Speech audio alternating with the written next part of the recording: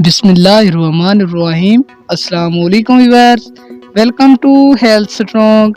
उम्मीद करता हूँ कि आप सब लोग खैर व आफियत से होंगे। दोस्तों, आज आपकी खिदमत में एक सस्ता, आसान और बेहतरीन नुस्खा पेश करने जा रहा हूँ। दोस्तों, आज की इस वीडियो में मैं आपको बताऊँगा जादू की वजह से बीमारियाँ कैसे लगती हैं।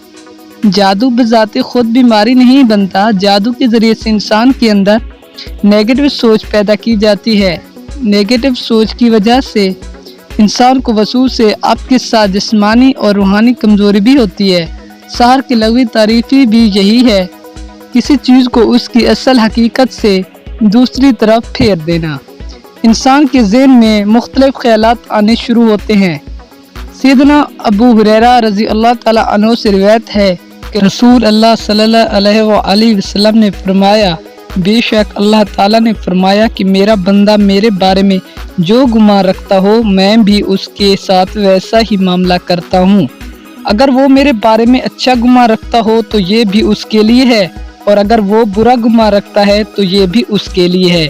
जब इंसान अल्लाह की रहमत से मायूस होकर समझता है मुझे फलां बीमारी लग जाएगी, तो उसके गुमान के मुताबिक वो बीमारी उसे लग जाती है।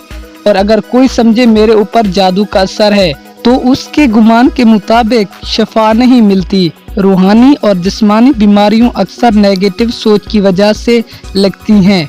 अल्लाह से हमेशा अच्छा गुमान रखना चाहिए। आम इंसान पर जब जादू होता है तो वो नेगेटिव सोचने लगता है। मसलन, मेरा इलाज नामुमकिन है, मेरा दुनिया में आना बेमकसद है, मुझे मौत आ जाएगी, मुझे कारोबार में लॉस घटा बढ़ जाएगा। इंसान के हर मामले में डबल माइंड होना, जिस्मानी या दिमागी कमजोरी महसूस करना, हर वक्त बेचैनी महसूस करना।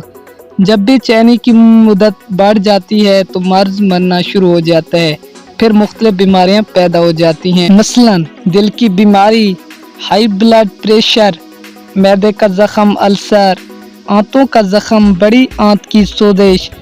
तो दोस्तों, इलाज से जाने से पहले अगर आपने अभी तक हमारे YouTube चैनल को सब्सक्राइब नहीं किया तो जल्दी से सब्सक्राइब कर दें और साथ में लगी घंटी के बटन को भी प्रेस कर दें, ताकि हमारी हर आने वाली अच्छी और न्यू वीडियो हर वक्त आपको यहाँ पर मिलती रहें। दोस्तों, चलते हैं अमल की तरफ। एक मजरूब अमल है, अव्वल आखिर दरूद इब्राहिम 3 मरतबा पढ़कर और सूरतुल ताफबैन 3 मरतबा सुबह व शाम 1 गिलास पानी पे दम करके पी लें। दोस्तों, ज़रूरी हिदायत भी सुन लें। अमल शुरू करने से पहले सच्चे दिल से सबको अल्लाह की रज़ा के लिए माफ़ कर देना लाजमी है। दोस्तों, ये थी आज की हमारी छोटी सी वीडियो।